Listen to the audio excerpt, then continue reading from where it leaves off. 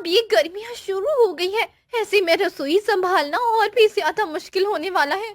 हाँ, थोड़ा बहुत तो असर होगा ही, मगर तुम इतनी टेंशन क्यों ले रही हो? मैं इतनी टेंशन क्यों ले रही हूँ?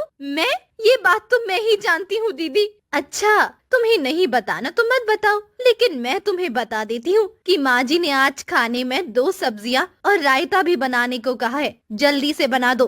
अच्छा ठीक है, और हाँ, अब मैं चलती हूँ। अरे, आप कहाँ जा रही है दीदी? थोड़ी देर और रुकिए, इतने दिनों बाद तो आप आई है और इतनी जल्दी जा रही है।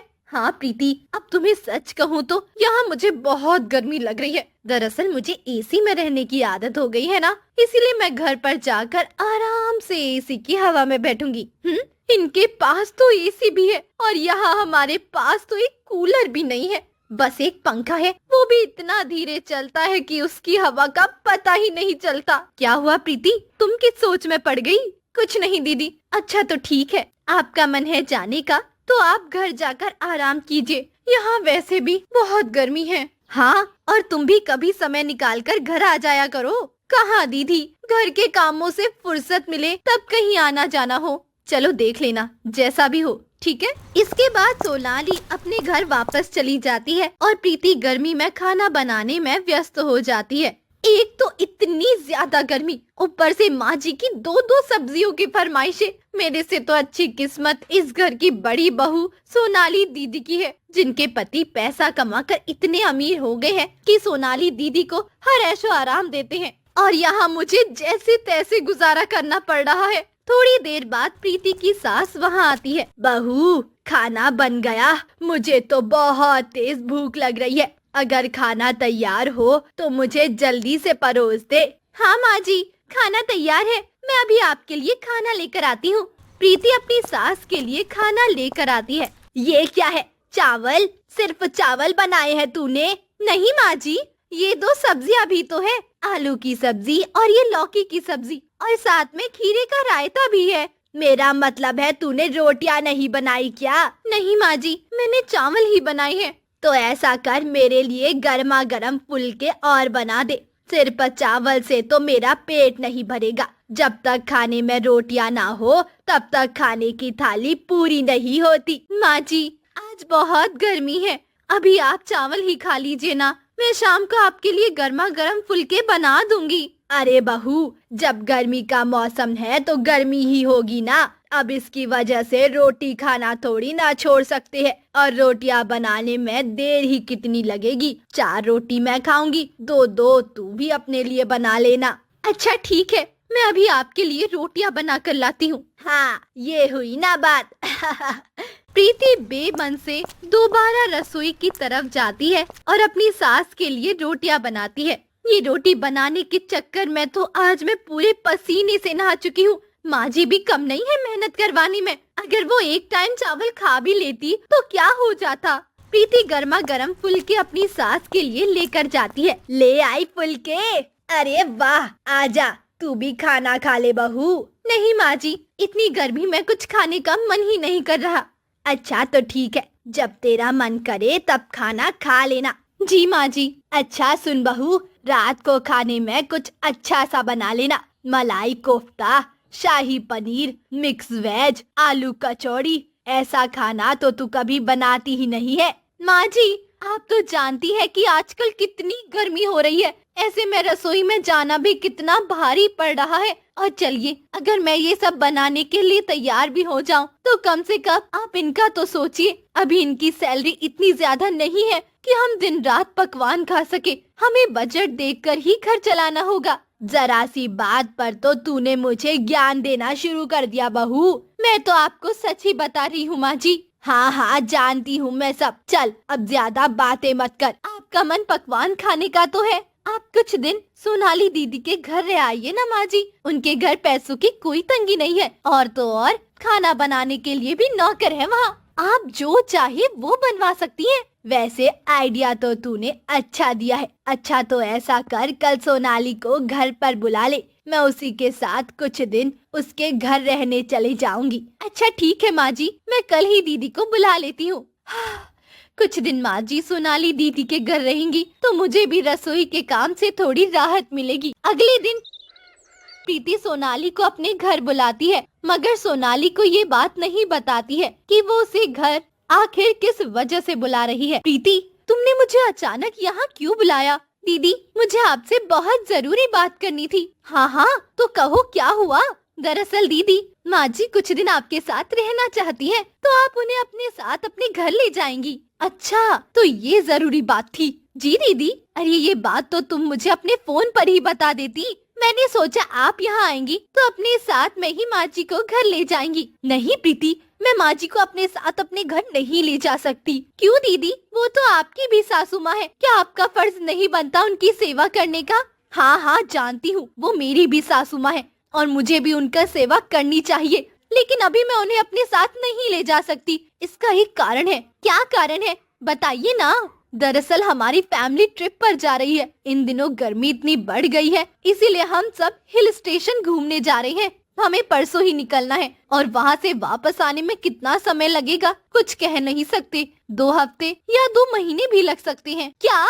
हाँ, इसीलिए अगर ये बात तुम मुझे पहले ही फोन पर बता देती तो मुझे यहाँ आना ही नहीं पड़ता। इसका मतलब आप माँ जी को अपने साथ लेकर नहीं जाएंगी? नहीं प्रीति, तुम ही बताओ, जब घर पर कोई रहेगा ही नहीं तो मैं माँ जी को अपने घर कैसे लेके जा सकती हूँ? इसका मतलब पूरी गर्मी मुझे ही माँ जी का ध्यान रखना है और सोनाली दीदी मजे से हिल स्टेशन में घूम कर आएंगी। क्या हुआ? तुम किस सोच में पड़ गई? नहीं नहीं, कुछ नहीं, आप सही कह रही हैं। आप माँ जी को कैसे ले जा सकती हैं? उनका मन है तो जब हम ट्रिप से वापस आएंगे तब वो हमारे साथ कुछ दिन रहने के लिए आ जाएंगी। ठीक है दीदी। अच्छा, तो अब मैं चलती हूँ। मुझे ट्रिप के लिए बहुत सारी तैयारियाँ करनी है, शॉपिंग करनी है, पैकिंग करनी है। हाँ ठीक है दीदी, अच्छे से एंजॉय करना अपनी ट्रिप। Thank you, bye. इसके बाद सोनाली वहाँ से चली जाती है और प्रीति मुंह लटकाकर बैठ जाती है, क्योंकि इस भयंकर गर्मी में उसे माँ जी के लिए तरह तरह के पकवान और गर्मा गर्म फुलके जो बनाने पड़ेंगे। तभी अचानक संतोषी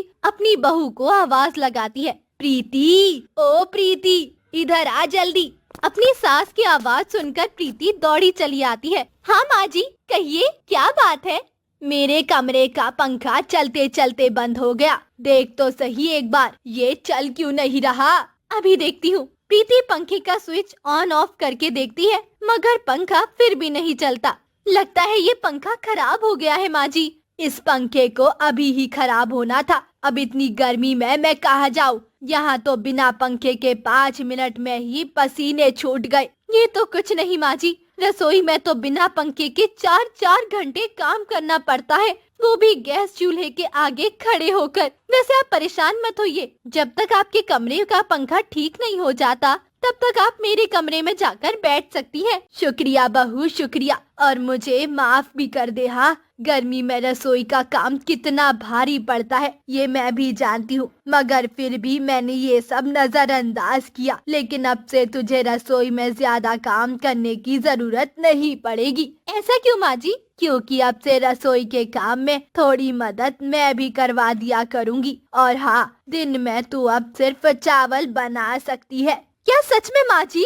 हाँ हाँ सच में। चलो शुक्र है, देर से ही सही थोड़ी राहत तो मिली, मगर पूरी राहत तो इस गर्मी से तब मिलेगी जब ये गर्मियाँ खत्म होंगी। ये बात तो तूने ठीक कहा बहू। अब जल्दी चल इस कमरे से बाहर, यहाँ तो गर्मी लग रही है बहुत। हाँ माँ जी, चलिए मेरे कमरे में चलते हैं। तू कहाँ जा रही है? तू जाकर रसोई में बेसन की सब्जी और तोरई की सब्जी बना।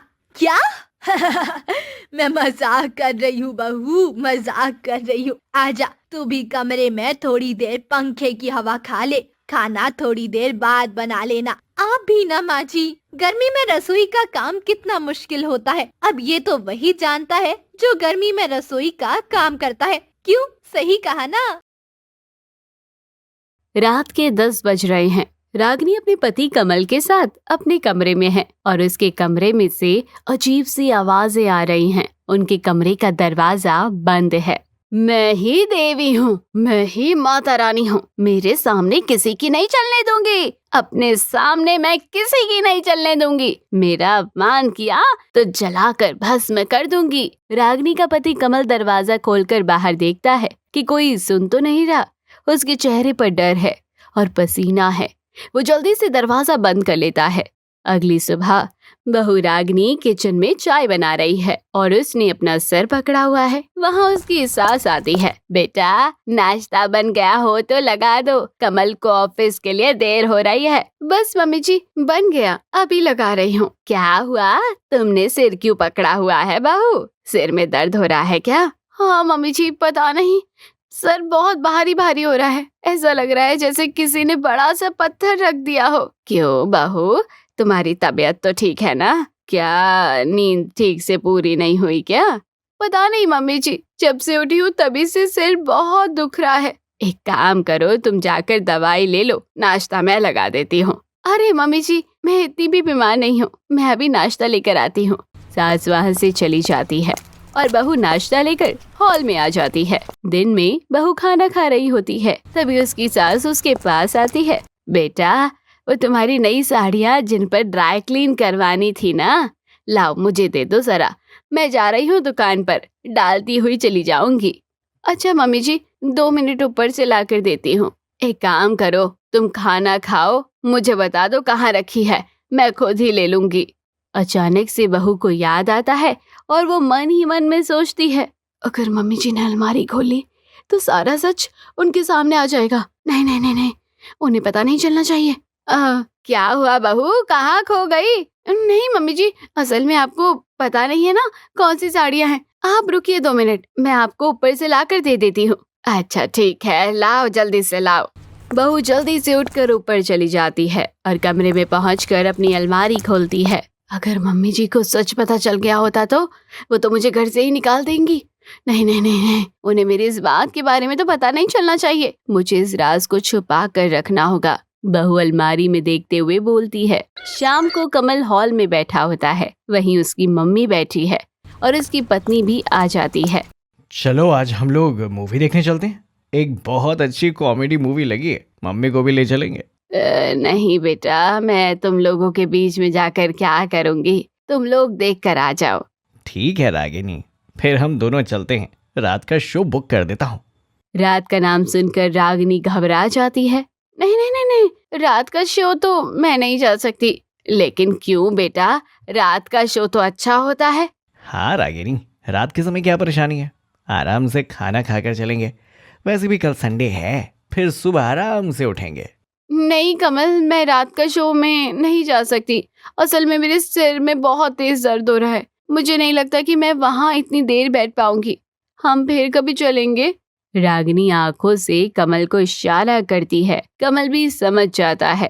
ओह अच्छा अच्छा, तुम्हारे सर में दर्द हो रहा है, कोई बात नहीं, तुम आराम करो, हम लोग मूवी फिर कभी चलेंगे। रागिनी राहत की सांस लेती है।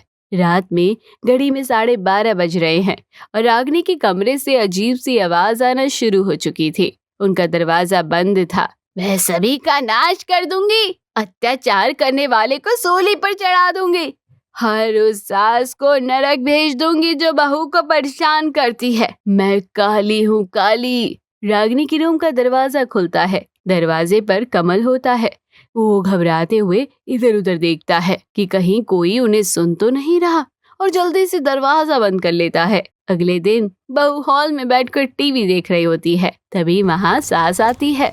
बहू, आज शाम के खाने में कुछ हल्का बना लेना, दिन में काफी हैवी खाना खाया था ना। ठीक है मम्मी जी, दाल चावल बना लेती हूँ। बेटा, तुम कल रात को खाने के लिए कुछ रूम में ले गई थी क्या? नहीं तो मम्मी जी, आपने ऐसा क्यों पूछा?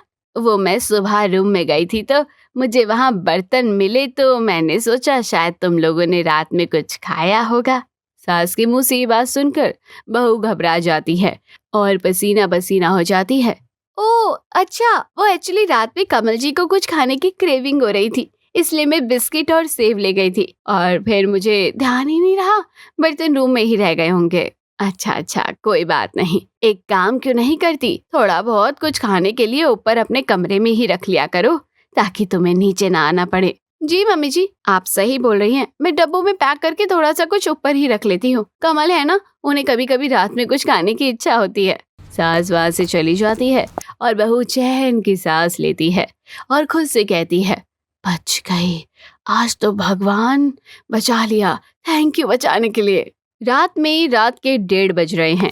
3 नकाबपोश लड़के कमल के घर घुसने की कोशिश कर रहे हैं। वो पहले खिड़की देखते हैं, लेकिन कोई भी खिड़की खुली नहीं है। फिर वो दरवाजा खोलने की कोशिश करते हैं, लेकिन नहीं खोल पाते। एक चोर दूसरी खिड़की पर जाता है जो खुली हुई है और वहां से अंदर आ जाता है और अंदर आने के बाद दरवाजा खोल देता है ताकि बाकी के दो भी चोर अंदर आ जाएं। उनके हाथ में टॉर्च है और घर में अंधेरा हो रहा है। इधर रागिनी की सास सोई हुई है। ऊपर कमल के रूम से अजीब सी आवाज आना फिर से शुरू हो जाती है। सबको जला कर राख कर दूंगी, दुर्गा हूँ मैं, दुर्गा, किसी को नहीं छोड़ूंगी। मुझे भूख लगी है, कुछ खाने को दो, मुझे भूख लगी है, कुछ खाने को दो। कमल डरते डरते अपनी कमरे का दरवाजा खोलता है और देखता है कि कोई सुन तो नहीं रहा और धीरे से नीचे उतरकर किचन की तरफ जाता है। इधर चोर सब तरफ छानबीन कर रहे हैं, लेकिन उन्हें कुछ नहीं मिल रहा। रागिनी की सास की नींद खुलती है, उसे प्यास लगी है। वो देखती है कि जग में पानी नहीं है। वो जग लेकर किचन की तरफ बढ़ती है, लेकिन रास्ते में ही उसकी नजर चोरों पर पड़ जाती है। चोर जैसे ही उसको देखते हैं, जल्दी से उसका मुंह दबाकर उसके हाथ पैर बांध देते हैं। रागिनी की सास चिल्लाने की कोशिश करती है, लेकिन चिल्ला नहीं पाती। इधर कमल किचन की लाइट ऑन करके कुछ खाने के लिए ढूंढ रहा है कि तभी एक चोर किचन की तरफ जाता है और कमल से उसका आमना सामना हो जाता है। तुम कौन हो? चोर चोर, मम्मी घर में चोर घुस गए, चोर चोर चोर। कमल जोर से चिल्लाता है ताकि बाकी के दो चोर भी किचन में आ जाते हैं और वो कमल के हाथ पैर बांधकर उसकी मम्मी के पास उसे बिठा देते हैं। अब हमें चोरी करने में आसानी होगी। इन दोनों को यहीं पड़ा रहने दो और घर में छान मारो, जहां जो मिले सब समेट लो। लगता है गरीबों का घर है, इतनी देर से देख रहे हैं, अभी तक कुछ नहीं मिला। इस बुढ़िया के कमरे में जरूर गहने और माल छुपा होगा। चलो वहीं चलते हैं। नहीं, मेरे कमरे में कुछ भी नहीं है, मेरे कमरे में मत जाओ, वहाँ कुछ भी नहीं है। देखो तुम लोग अच्छा नहीं कर रहे हो, मैं बता रहा हूँ, तुम लोग चोरी करके अच्छा नहीं कर रहे हो। पुलिस ने पकड़ा तो कहीं के नहीं रहोगे। पुलिस कैसे पकड़ेगी, तू बताएगा पुलिस को? तब तक हमें शहर से बाहर जा चुके होंगे। तीनों चोर कमल पर हंसने लगते हैं। तभी अचानक से रागिनी के चिल्लाने की आवाज आती है। भूख लगी है, मुझे नरबली चाहिए, मुझे नरबली चाहिए। मैं दुर्गा हूँ, मैं काली हूँ, सबका विनाश कर दूंगी, सबका नाश कर दूंगी। ये किसकी आवाज आ रही? लगता है ऊपर भी कोई है। चोर देखते हैं ऊपर से उतर कर कोई नीचे आ रहा है। जैसे ही रागिनी उन लोगों के सामने आती है, सब डर जाते हैं और रागिनी के बाल खुले हैं, उसकी साड़ी हवा में लहरा रही है, काजल फैला हुआ है और उसके हाथ में झाड़ू है। ये देखकर चोर बहुत डर जाते हैं कि तभी रागिनी की सास भी हैरान हो जाती है। कमल बेटा, ये रागिनी को क्या हुआ है? कमल को सोचता है और अचानक उसको आइडिया आता है। कमल अपनी माँ को आंख मारता है। माँ समझ जाती है। चोर कमल की बातें सुनते हैं और घबराने लगते हैं। इधर रागिनी झाड़ू हाथ में लेकर धीरे धीरे नीचे उतर रही है, जैसे सच में कोई माता रानी हो। ये तो क्या बोल रहे हैं? हमें डराने की कोशिश करता है ये। नहीं बेटा, सही बोल रहा है। मेरी बहू के ऊपर हमारी कुल देवी आती है। तुम्हें दिख नहीं रहा? मेरी बहू बिल्कुल दुर्गा जैसी लग रही है। जय हो माँ दुर्गा, जय हो माँ दुर्गा। तीनों चोरों के पसीने छूट जाते हैं। धीरे धीरे रागिनी नीचे उतर रही है। किसी को नहीं छोड़ूंगी, सबका नाश कर दूंगी। काली हूँ मैं, दुर्गा हूँ मैं, दुर्गा हूँ मैं, आज मैं किसी को नहीं छोड़ूंगी। भाई मुझे लगता है हमें यहाँ से चलना चाहिए। ये घर कुछ ठीक नहीं है। पागल है क्या? चोरी करने आए हैं तो चोरी करके जाएंगे। तुझे दिख नहीं रहा उस औरत के ऊपर माता आई हुई है? अगर सच में उसने त्रिशूल से हमारी बलि दे दी तो दोबारा चोरी करने के लायक ही नहीं रहेंगे। अचानक से रागिनी की नजर उन तीनों चोर पर पड़ती है। उन्हें देखते ही रागिनी अपना त्रिशूल उठाती है और उनकी तरफ दौड़ती है। किसी को नहीं छोड़ूंगी मैं, किसी को नहीं छोड़ूंगी। तीनों चोर बहुत ज्यादा डर जाते हैं और तुरंत दरवाजा खोलकर वहां से भाग जाते हैं। इधर रागिनी नीचे गिरकर बेहोश हो जाती है। सुबह रागिनी सोफे पर लेटी हुई है। उसका सिर बहुत भारी हो रहा है। उसकी सास और उसका पति उसके सामने खड़े हैं। उन्हें देखकर वो घबरा कर उठ जाती है। कमल, मैं कमरे से यहाँ कैसे आ गई? रागिनी बेटा, तुम्हें रात में माता आई थी, वही तुम्हें यहाँ लेकर आई है और फिर तुम यहीं सो गई। क्या? कमल बेटा, क्या अब तुम मुझे सच्चाई बताओगे कि रात में रागिनी के ऊपर हमारी कुल देवी कैसे आ गई थी? असल में मम्मी, हमने ये बात आपसे छुपाई थी, लेकिन रागिनी को रोज रात को एक पैग लगाने की आदत है। अगर उसे पैग नहीं मिलता तो वो सो नहीं पाती है, और एक पैग पीने के बाद ही उसे इतनी दारू चढ़ जाती है कि वो अपने होश में नहीं रहती और इसी तरह बिहेव करने लग जाती है जैसे कल कर रही थी। वो तो चोरों को देखकर मैंने ये नाटक किया कि रागिनी को माताजी आ गई हैं ताकि वो यहाँ से भाग जाए। अच्छा, तो ये बात है, इसलिए रात को तुम्हारे कमरे से प्लेट मिलती है जिसमें तुम चकना खाते होंगे। रागिनी और कमल दोनों शर्मिंदा होते हैं, लेकिन रागिनी की सास जोर जोर से हंसने लगती है। बेटा, वैसे तुम्हारी इस दारू पीने की आदत ने कल हमें चोरों से बचा लिया। धन्य हो दुर्गा माँ। कि तभी सभी हंसने लगते हैं और कहानी भी यहीं खत्म हो जाती है। कैसी लगी कमेंट बॉक्स में जरूर बताइएगा। चैनल को अभी तक सब्सक्राइब नहीं किया तो जरूर कर लीजिएगा। बहू मनीषा चाय लेकर हॉल में आती है, जहाँ पर उसकी सास टीवी में संगीत का रियलिटी शो देख रही है। मम्मी जी, आपकी चाय। हाँ बहू, रख दो। तुमने देखा इस लड़की को कितना अच्छा गाना आता है, ऐसा लगता है इसकी आवाज सुनते ही रहो। हाँ मम्मी जी, मैंने सुना है इसकी आवाज बहुत अच्छी है। तुम भी तो पहले संगीत सीखा करती थी ना बहू? हाँ मम्मी जी, मैंने भी पहले संगीत सीखा था, लेकिन शादी के बाद सब छूट गया। अब तो समय ही नहीं मिलता। शादी के बाद तो ऐसा ही होता है बेटा। घर गृहस्थी में हम लोग इतना व्यस्त हो जाते हैं कि फिर किसी चीज के लिए समय ही नहीं निकाल पाते। मेरा बहुत मन था संगीत सीखने का, मैं सितार भी बजाया करती थी, लेकिन फिर धीरे धीरे सब छूट गया। कोई बात नहीं बहू, अब जल्दी से तुम हमें भी एक खिलौना दे दो, जिससे तुम्हारा भी मन लगा रहेगा और हमारा भी। बहू शर्मा जाती है और उठकर वहाँ से चली जाती है। रात में मनीषा अपने पति के साथ कमरे में बैठी है। हाँ बोलो, क्या बात है? मैं संगीत सीखना चाहती हूँ। तुम्हें तो पता है ना, शादी से पहले मैं संगीत सीखा करती थी, लेकिन फिर सब कुछ छूट गया। अब मैं वापस से शुरू करना चाहती हूँ। लेकिन क्या जरूरत है मनीषा संगीत सीखने की?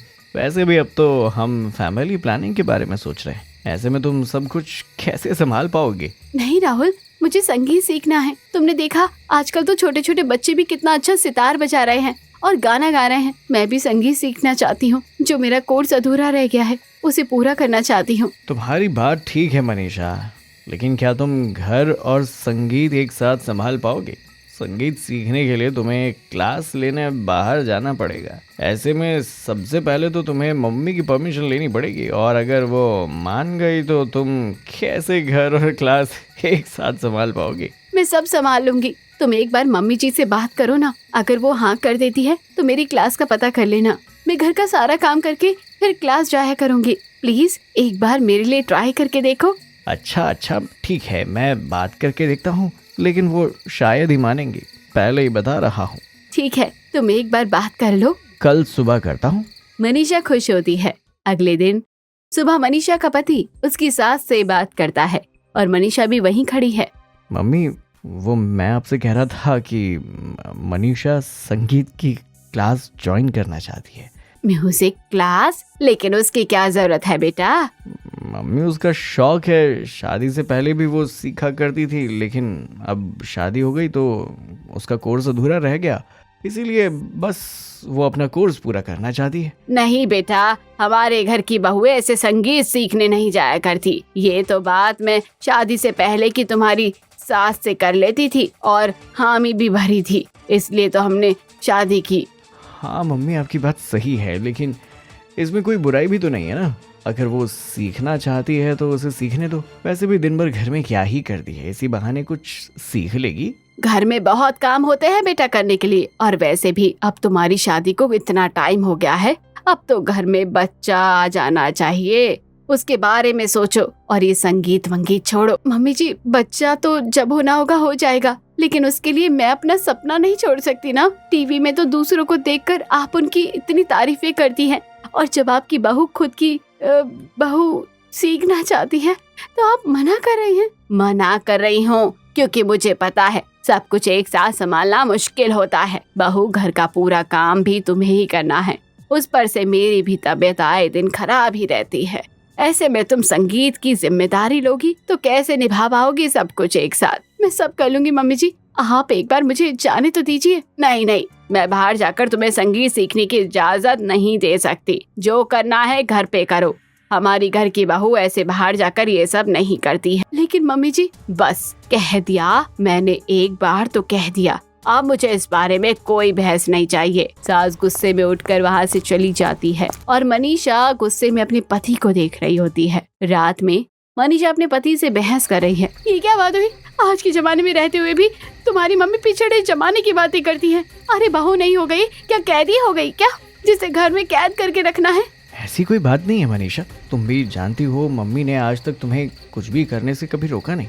अगर वो मना कर रही है तो कुछ सोच समझ कर ही बोल रही होगी। कुछ सोच समझ कर नहीं बोल रही है, उन्हें बस मुझे रोकना है, कैसे भी करके मेरे मन का नहीं करने देना है बस। उनका कहना भी सही है, घर का काम, फिर उनकी तबीयत और ऊपर से संगीत क्लास, तुम एक साथ इतना सब मैनेज नहीं कर पाओगी।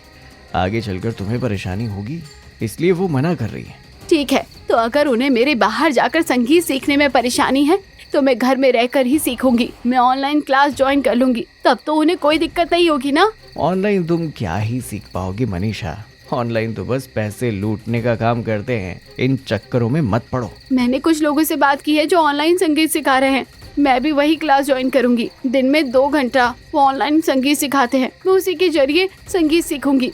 तुम बहुत जिद्दी हो मनीषा, तुम्हें कोई बात समझ नहीं आती है। ठीक है, तुम ऑनलाइन क्लास का पता करो और मुझे बताओ, अगर ठीक रहा तो तुम ऑनलाइन सीख लेना।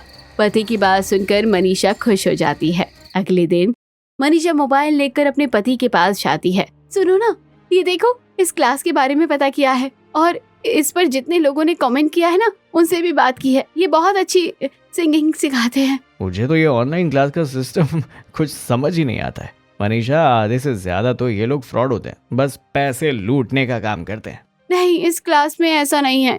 ये लोग 15 दिन तक फ्री डेमो क्लास देते हैं, उसके बाद अगर जमता है तो फीस जमा करनी पड़ती है। मैं सोच रही हूँ इसी क्लास को ज्वाइन कर लेती हूँ। ठीक है, तुम देख लो अपने हिसाब से, बस किसी फ्रॉड में मत फंस जाना, सावधानी से करना जो भी करना है। तुम्हें तो हर बात ही गलत नजर आती है राहुल, कोई स्कैम थोड़ी ना है। ये अच्छी क्लास है, मैं कल से ही इसी को ज्वाइन कर रही हूँ। राहुल कोई जवाब नहीं देता और मनीषा खुश हो जाती है। अगले दिन मनीषा ने क्लास ज्वाइन कर ली है। वो अपनी रूम में मोबाइल लेकर हेडफोन लगाकर बैठी हुई है और क्लास ले रही है।